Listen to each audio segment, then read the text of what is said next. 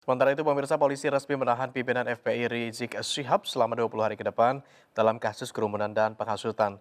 Selain itu, polisi juga telah menetapkan 5 tersangka lainnya, di mana 3 diantaranya sudah menjalani pemeriksaan.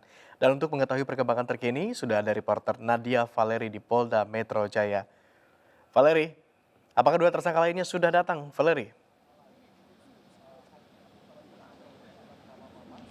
Ya, Agung dan juga pemirsa, baru saja satu tersangka dari kasus dugaan pelanggaran protokol kesehatan dalam kerumunan di acara akad nikah putri Rizik Syihab, yakni Maman Suryadi, mendatangi Polda Metro Jaya untuk menjalani pemeriksaan sebagai tersangka dalam kasus ini.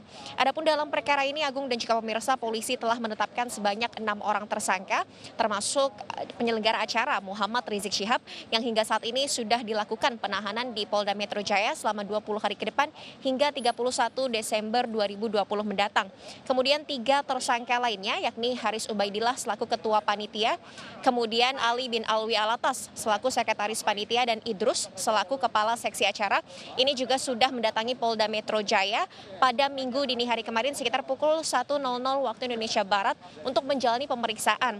Untuk ketiganya ini tidak dilakukan penahanan oleh pihak kepolisian dikarenakan mereka hanya disangkakan satu pasal saja, yakni pasal 93 Undang-Undang Nomor 6 Tahun 2018 tentang karantina kesehatan dengan ancaman hukuman 1 tahun penjara. Sementara untuk Rizik Syihab memang dilakukan penahanan karena yang disangkakan yakni 3 pasal sekaligus, selain pasal tentang karantina kesehatan, namun juga ada pasal 160 KUHP tentang penghasutan di muka umum dan juga pasal 216 KUHP tentang tidak mengindahkan perbuatan petugas ataupun himbauan petugas dengan ancaman hukuman 6 tahun penjara, sehingga untuk Rizik Syihab perlu dilakukan penahanan dan juga pencekalan ke luar negeri selama 20 hari.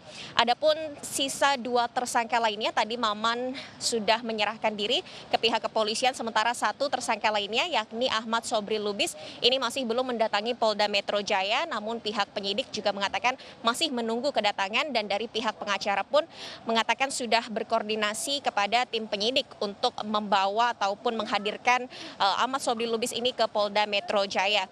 Dalam kasus ini, Agung dan juga pemirsa, memang sebelumnya ini terjadi akibat adanya keramaian di acara akad nikah putri keempat Muhammad Rizik Syihab, yakni Syarifah Najwa Syihab 14 November lalu di Petamburan, Jakarta Pusat, yang mana dalam hal ini polisi menduga adanya oknum yang sengaja melakukan upaya penghasutan hingga menyebabkan perbuatan tindak pidana, yakni dengan melanggar protokol kesehatan di tengah pandemi COVID-19.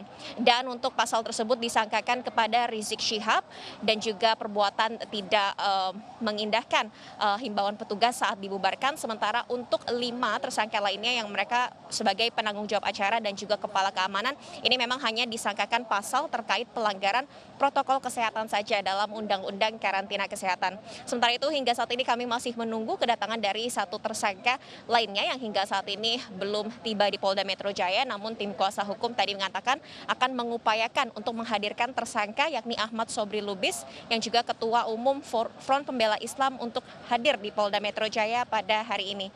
Ya, kembali ke studio, Agung. Baik, 1 tersangka sudah kembali menyerahkan diri. Terima kasih Nadia Valeri, selamat kembali bertugas.